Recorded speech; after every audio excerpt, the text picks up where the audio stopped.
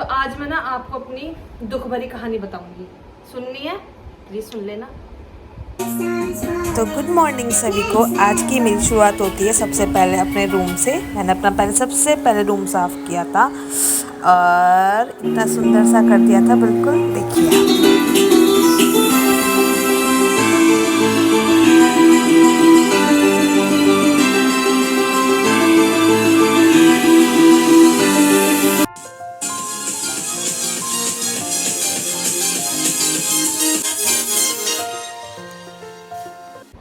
नमस्ते, सत श्री अकाल, राम राम जी सभी को। आज मेरे पास कुछ है ही नहीं डालने के लिए। क्या डालूं मैं? अब रोज सेम चीज करूंगी तो फिर सब पक जाएंगे ना, फिर कहेंगे स्किप कर देंगे। स्किप मुझे होना नहीं है।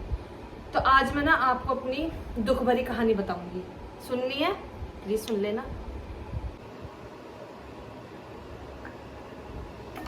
मेरे को ना बोलते बोलते बहुत प्यास लग जाती है, इसलिए मैंने पानी रखा मेरे पास। तो देखो, मैं सबसे पहले इंट्रोड्यूस कराती हूँ खुद को कि मैं हूँ प्रियंका और मैं 24 साल की हूँ।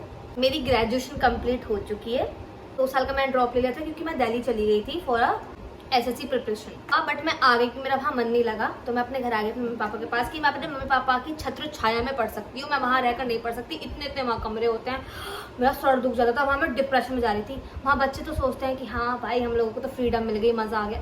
भाई मुझे नहीं चाहिए फ्रीडम, मुझे तो चाहिए मेरे माँ बाप। बस मैं नहीं रह सकती वहाँ पर बिल्कुल भी। वहाँ ना मैंने वहाँ पे फ्रेंड्स बनाए ना कुछ। मैं या तो रूम पर रहती थी या कोचिंग जाती थी या लाइब्रेरी।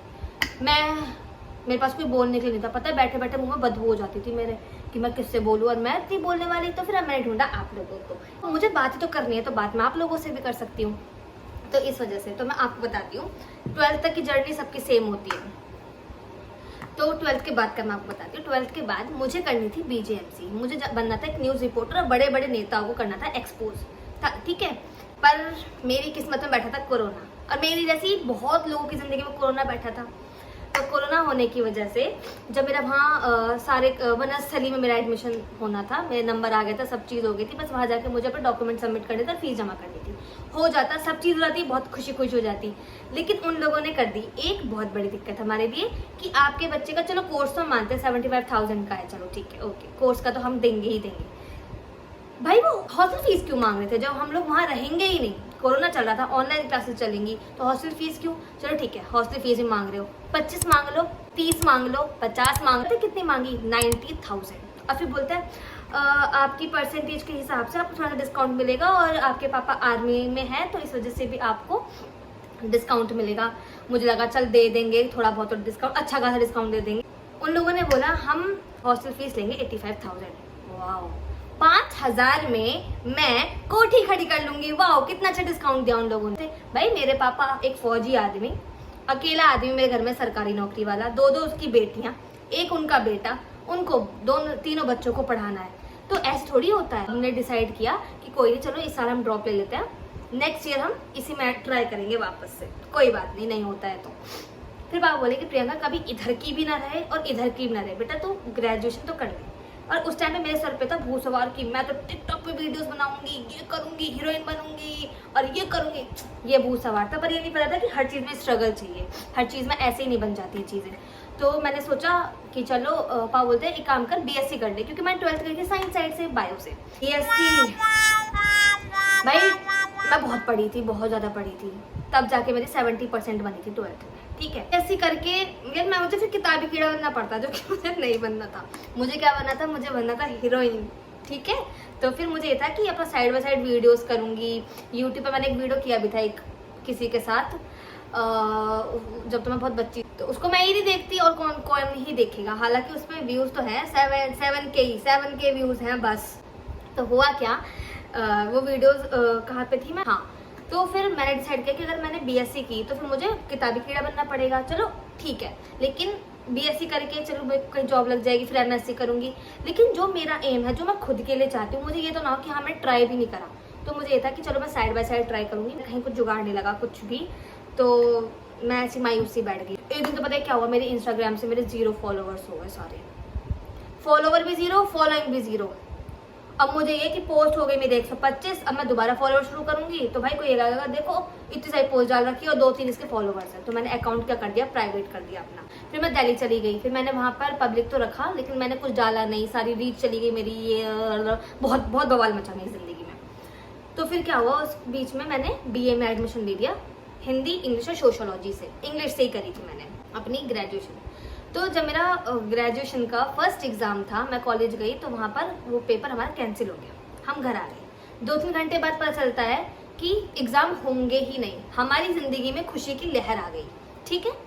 खुशी की लहर आने के बाद में जब हम सेकेंड ईयर में आए, मुझे तो ज़्यादा याद भी नहीं, ट्यूशन पढ़ाए थे मैंने बच्चे उस टाइम पे, कोरोना टाइम में मैंने बहुत ट्यूशन बच्चे पढ़ाए थे, हाँ ट्यूशन पढ़ाए थे मैंने बच्चे उस टाइम। फिर उसके बाद क्या काम हुआ, ट्यूशन पढ़ाने के बाद यार मैं कितनी फिसड्डी हूँ, मेरे पे आती ही नहीं व्लॉगिंग करनी, मैं सोच रही हूँ क्या क्या बोलूँ और क्या क्या ना बोलूँ। तो उसके बाद सेकेंड ईयर में जब मैं आई तो सेकेंड ईयर में ये था कि मैंने बुक्स नहीं खरीदी ना, मैं कॉलेज गई, मैं गई ही नहीं कॉलेज, मैं सिर्फ पेपर देने जाती थी और मुझे ये नहीं पता था मुझे पढ़ाता कौन है कौन नहीं पढ़ाता। मैं इतनी बदतमीज़, मैं गई ही नहीं कॉलेज बिल्कुल भी। मैंने अपना एक फ्रेंड बनाया अंकुश, अच्छा है वो बहुत ज़्यादा, मेरे लिए हमेशा अवेलेबल रहता है, वो कुछ भी काम करवाओ वो तुरंत खड़ा रहता है। वो बेचारा बीमार हो, गाँव हो, अपने घर हो, सो रहा हो, कुछ भी कर रहा हो, मैं फ़ोन करती हूँ मुझे कॉलेज में काम है, फटाफट कॉलेज पहुँच, वो तुरंत पहुँच जाता है। काफ़ी अच्छा फ्रेंड है वो मेरा। तो जब सेकंड ईयर में हम पहला तो बुक्स तो मैंने कभी खरीदी नहीं, मैंने लाइब्रेरी से बुक इशू करवाई, वो भी किससे, अंकुश से। मगर अंकुश बुक चाहिए मेरे को ना, मैंने सैम्पल पेपर खरीदा, सैम्पल पेपर की दोस्तों से, अंकुश से कहा अंकुश किसी भी मेरे जो दोस्त बने नहीं, कॉलेज नहीं गए तो दोस्त क्यों बनेंगे, और लड़कियों में तो सीधा होता है जब इसने मुझसे बात नहीं की तो मैं क्यों करूँगी, और मैं भी ऐसी तो मैं ही क्यों करूँगी। मैं तो पेपर देने जाती थी, पेपर दे के आती थी, बस मैं अपने कॉलेज में सिर्फ अंकुश को जानती थी, मैं अपने टीचर्स को भी नहीं जानती थी। बस हाँ शक्ल से पता था, वो नहीं थोड़े मोटे से छोटे से सर जो है, अरे वो जो सर है, बस इतना जानती थी। मैं नहीं जानती थी कौन सा टीचर मेरा कौन है कौन नहीं है, बस इतना। तो फिर सेकेंड ईयर में मैंने ली बुक इशू करवाई, क्योंकि कंजूस हूँ मैं क्यों करूँगी पैसे खर्च, एक साल के लिए मैं क्यों खरीदती हूँ। मैं क्या करती थी, एक दिन जैसे कल मेरा पेपर है, आज बैठूंगी मैं पढ़ने के लिए, कैसे, जो टॉपिक्स होंगे टॉपिक्स लिख लूंगी, अच्छा ये चैप्टर है ठीक है, यूट्यूब खोलूंगी, टॉपिक डालूंगी, पढ़ूंगी। मेरी मम्मी बोलती थी अगर तू फेल हो गई तो दहेजा करवा दूंगी, तो दहेजा करवाने के डर से मैं पढ़ लेती थी कि दहेजा नहीं करवाना, ये थोड़ी कहा है कि टॉप करना, ये तो कहा है पास होना, तो पास ही होता था। तो मगर फेल नहीं होना, बस चाहे पास ही होना है। अब जब फिर मुझे पता पड़ा कि अगर हम सेकेंड ईयर में अगर हमारी बैक लग गई गलती से भी, तो जो फर्स्ट ईयर में जो हमें प्रमोट करा गया है ना, हम वापस फर्स्ट ईयर में पहुंच जाएंगे। अब ये अफवाह थी या ये रियलिटी थी मुझे नहीं पता, मुझे बस ये था कि सेकेंड ईयर में पास होना है, अगर फर्स्ट ईयर में भी होना है। तो मैं पढ़ी, जिस मुझे पता चला मैं कॉलेज से आते ही पढ़ना शुरू कर देती थी, पागल सी हो गई थी एक पास होने के लिए। मैं पास हो गई सेकेंड ईयर में, राजी खुशी अच्छे से। तो थर्ड ईयर में आई, थर्ड ईयर में आके मैंने स्कूल में टीचिंग करी, एक स्कूल था अपने एरिया में, मैंने वहाँ टीचिंग करी। तो फिर मैंने क्या काम किया, तो जब थर्ड ईयर में मैं गई तो वो थे ऑप्शंस वाइज होते हैं, वो सारे MCQs वाले ईयर होती है। मैं नहीं पढ़ी, मम्मी कसम नहीं पढ़ी। बस मुझे सोशोलॉजी में इतना पता था कि जो फादर ऑफ सोशोलॉजी है वो है ऑगस्ट कॉम्टे, ठीक है। तो मुझे ये था कि अगर क्वेश्चन में कहीं सोशोलॉजी के पेपर में अगर कहीं ऑगस्ट कॉम्टे आएगा तो मुझे उसी पे टिक करना है, ठीक है। कुछ कॉमन सेंस भी होता है भाई, मुझे इतना पता है। थर्ड ईयर में मैं बिना पढ़े पास हुई थी, थोड़ा बहुत पढ़ लिया, पता नहीं मैं क्या करती थी, मुझे ध्यान ही नहीं है, 2 साल हो गए, इतनी मेमोरी लॉस हो चुकी है, मुझे यही नहीं पता कि मैं क्या करती थी। शायद रोती रहती थी पूरे टाइम, पता नहीं किसी रीज़न से, या स्ट्रेस में रहती थी, या पता नहीं क्या दिक्कत थी मेरे साथ। फिर जब मेरा ग्रेजुएशन का रिजल्ट भी नहीं आया था, मैं अपनी बुआ के यहाँ गई हुई थी। मेरी बहन को ये था कि ये कहीं ऐसा ना हो टीचिंग में रह जाए या इनमें रह जाए। मेरी दीदी गवर्नमेंट जॉब की तैयारी कर रही है, वो बहुत इंटेलिजेंट है। मेरा तो दीदी का तो कट ऑफ भी क्लियर हो गई, नंबर भी आ गया था मेरा, तो अच्छे मार्क्स ही नहीं, मॉक में अच्छे मार्क्स नहीं आते मेरे। तो एक काम करते हैं, प्रियंका को गवर्नमेंट जॉब में ले चलते हैं। प्रियंका कर लेगी, प्रियंका को नई नई चीज़ सीखने की बहुत ज़्यादा एक्साइटमेंट रहती है, और रहती है मुझे नई नई चीज़ सीखने की, पर उस पर मैं कंसिस्टेंसी के साथ कब तक रहूँगी कुछ नहीं कह सकते। तो मेरी दीदी को बस यही था, उन्होंने मुझे कहा अभी आ बुआ के यहाँ से, तो मैं सुबह सुबह भगी आई वहाँ से रोती हुई। मैं कहीं भी जाऊँ तुम लोग मुझे जाने नहीं देते, कभी कोई बीमार हो जाता है, कभी कोई कुछ हो जाता है, कभी कुछ हो जाता है, तो मैं रोने लग गई। अरे यार मैं ये तो कर सकती ना, पर साथ के साथ कुछ स्किन केयर। तो फिर क्या हुआ, मैं जब रोने लग गई बहुत ज़्यादा, पर मैं आ गई, मैं आ जाती हूँ क्योंकि मैं डरती हूँ अपनी बड़ी बहन से, वो मारती है। हालांकि अब तो मैं भी बड़ी हो चुकी हूँ, लेकिन उसकी एक तो डांट से, लड़ाई से उसके लेक्चर से मुझे डर लगता है, क्योंकि उसने बहुत स्ट्रगल किया है अपनी लाइफ में, हमें लेकर, अपने आप को लेकर।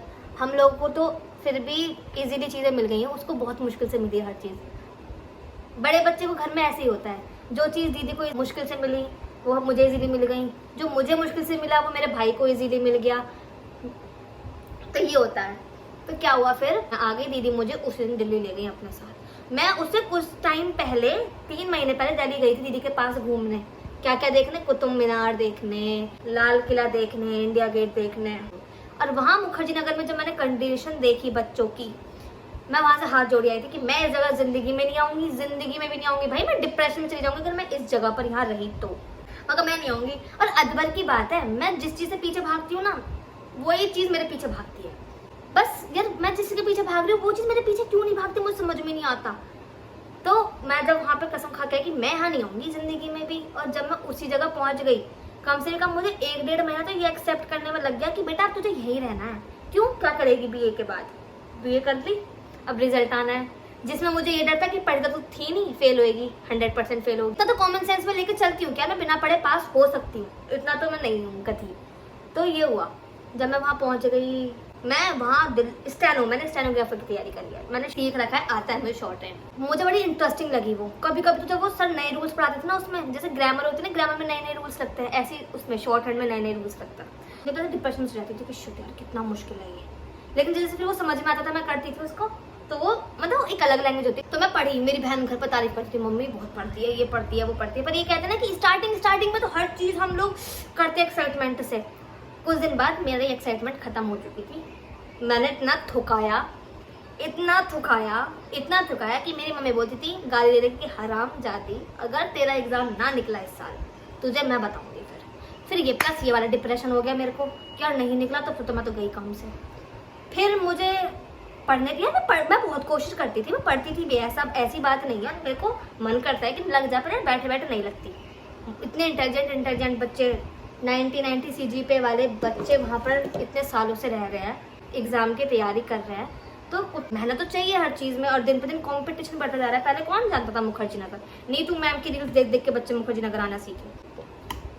हार के मैं वहाँ पढ़ी, फिर मैंने वहाँ इंग्लिश की कोचिंग भी ली, क्योंकि मेरा इंग्लिश में ग्रामर पोर्शन वीक है। लेकिन मेरा वहाँ मन नहीं लगा। मेन चीज़ तो यही है कि मेरा वहाँ मन बिल्कुल भी नहीं लगा।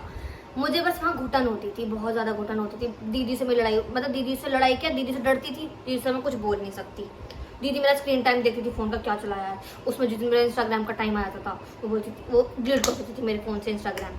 अब मैं कुछ कर नहीं सकती, क्योंकि मम्मी से शिकायत करूँ तो मम्मी के सामने तो मेरी बड़ी बहन देवता है, तेरी गलती होगी, तू बदतमीज़ हो रही है, ये दीदी भी डांटती थी। अब दीदी डांट दे तो दीदी को उल्टा जवाब तो मैं देने से रही बैठ रहती थी। अब कोई भरोसा करने लायक है नहीं कि मैं किसी को अपनी बातें शेयर करूं। एक लड़की थी जिससे मैंने शेयर करी अपनी चीज़ें, कुछ भी, मेरी दीदी, और वो इतनी चंट लड़की, इतनी चंट भाई, वो मेरी रूममेट भी रही, सब चीज़ रही, इतनी चंट लड़की। मेरे निकलते ही तो मेरी बहन से मेरी बुराई करती थी कि दीदी आपके बारे में ऐसे बोल रही थी, ये कर रही थी, वो कर रही थी, और दीदी के निकलते मुझसे करती थी। और मैं भी वेट करती थी कब मेरी बहन जाए, कब मैं अपनी बहन की बुराई करूँ उससे, मैं भी इतनी कमी हो गई। लेकिन फिर उसने ना इतना जहर भर दिया हमारे बीच में, इतना जहर भर दिया कि मेरा वहाँ दम घुटने लग गया कि मैं तो भाई अब अपने घर जाऊँगी, मैं नहीं रह सकती यहाँ पर। फिर उस टाइम मेरे भाई की शादी थी, बड़े भाई की, तो मैं घर आ गई। मैं कहा अब तो मैं घर जाऊँगी। दीदी ने अपना वहाँ से फ्लैट चेंज करके पीजी ले लिया। मैं जब यहाँ आ गई तो दीदी को मैंने चीज़ें बताई कुछ। मैं कहा तुम मेरे लिए ऐसे कहती थी, ऐसे कहती थी। दीदी बोली कि तू भी तो ऐसे कहती थी। मैं आग उसने लगाई, क्योंकि बोलती पहले वो थी, हम बस साथ देते। हमारे अंदर इतनी कमी हो गई कि हम दोनों ना अपनी बातें एक दूसरे से शेयर ना करके हमने किसी और से शेयर कर दी। सबसे बड़ी गलती हमारी लाइफ की ये रही कि हमने अपनी लाइफ में किसी तीसरे इंसान को घुसने दिया। सबसे बड़ी गलती ये थी हमारी। तो पर एक कहता है ना कि हाँ बड़ी बहन एक माँ जैसी होती है, और वो है। मेरी बहन ने मेरे लिए बहुत करा है, बहुत ज़्यादा, और वो आज भी करती है। हर चीज़ वो मुझे इतना सुनाती है, मतलब मुझे ऐसा लगता है कि वो मुझे सुना रही है, पर वो बहुत सही बोलती है, क्योंकि उसने अपनी लाइफ में एक्सपीरियंस करा हुआ है सब।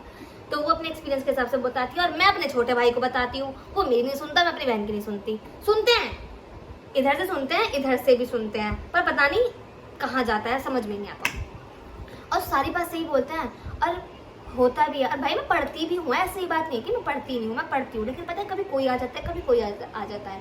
तो फिर हमारी फैमिली ऐसी भी तो नहीं है। हमारे माँ बाप की बच्चे पढ़ रहे हैं, प्रियंका आ जाओ यहाँ है, प्रियंका आ जाओ यहाँ है। हमारे घर में ये चीज़ होती है। तो जैसे मैं अपनी बहन को तो यहाँ नहीं आने दे रही हूँ कि दीदी का पीक टाइम चल रहा है इस टाइम पे, या तो आर या तो पार। तो मैं कहा दीदी तो बाहर है, पर हाँ मैं अपनी दीदी को बहुत याद करती हूँ। मेरे पापा को नहीं था इन सब चीज़ों में इंटरेस्ट, बिल्कुल भी नहीं है। मेरे पापा को ये करो पर मुझे तो पढ़ाई में, मैं तुम्हारे जो पैसे खर्च करूंगा वो पढ़ाई में करूंगा, मैं ये सब इंस्टे में मैं नहीं करूंगा बिल्कुल भी। ये जो भी सब चीज़ें होती है ना, डांस, एक्टिंग, गेम, एनसीसी, मुझे मतलब नहीं है। पढ़ो, टॉप करो, जिला टॉप करो, ये टॉप करो, वो टॉप करो, मेरे पापा को चाहिए। मेरे पापा पढ़ाई में करोड़ों पैसा खर्च कर देंगे, करोड़ों। लेकिन जो मतलब यार हर किसी के अंदर सेम टैलेंट नहीं होता है ना। मेरे अंदर है, ऐसी बात नहीं है, मैं सब में अच्छी हूँ, मैं जो करना चाहूँ मैं वो कर सकती हूँ। पर मेरा जिसमें इंटरेस्ट है करूँगी तो मैं वही चीज़ उसमें मैं अपनी 100% दे सकती हूँ। अब मैं यहाँ बैठी हूँ, मुझसे तो किसी ने नहीं कहा कि चल आज तूने वीडियो नहीं डाला अपना, ये वो फलान दिखना। मेरे अंदर से आई आवाज़। लेकिन पढ़ाई के लिए मेरे घर वालों को मेरे पर चढ़ना पड़ता है। मैंने लाइब्रेरी भी लगाई थी, मैं पढ़ी भी थी, पर वही चीज़ है, कंसिस्टेंसी नहीं आ पाती है बिल्कुल भी कम मेरे साथ बस ये दिक्कत हो जाती है। पर मैं दोबारा से मैंने अपना सब कुछ शुरू करा है। आ गई मेरी मम्मी मुझे गाली दे के लिए। गाइस ये है मेरी मम्मी। मिलना चाहोगी मेरे दोस्तों से? अब पता है दिक्कत क्या है, अब मैं इनसे बोलूँगी मम्मी आके हाय हेलो करोगी, तो बोले मेरी मम्मी इतनी संस्कारी है, मेरी मम्मी इतनी संस्कारी है, पहले दुपट्टा ढूंढेंगी चारों साइड कि दुपट्टा कहाँ नहीं आ रही, ठीक है मत, ये भाव ही नहीं देती है। तो अभी मेरे पास है टाइम कम, 5 सेकंड के लिए मेरे पास कुछ बचा नहीं है। पर ये तो मैंने बहुत मोटा आपको बताया ताकि ओ वीडियो कितनी बड़ी हो गई ना। सेकंड पार्ट में बताऊंगी आगे की बात। बाय। मेरे पास कुछ कंटेंट था नहीं आज का डालने के लिए कि आज मैं क्या डालूं, तो इस वजह से मैं आज आपको पका रही हूँ थोड़ा सा। प्लीज